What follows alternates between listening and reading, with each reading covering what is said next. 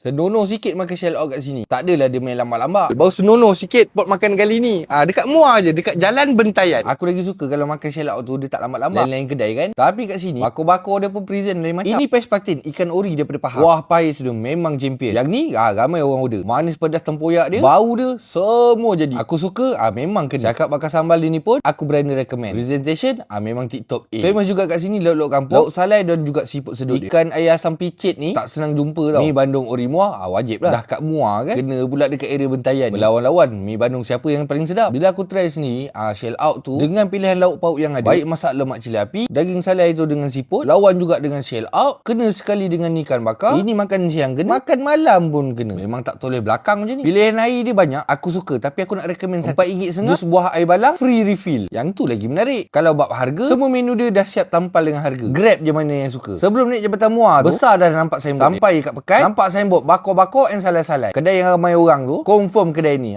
Bakor-bakor by Haji Oli. Apa lagi? Lepas ni boleh serbu terus dekat bakar-bakar Haji Oli dekat Jalan Bentayan, Muar, Johor. Alhamdulillah.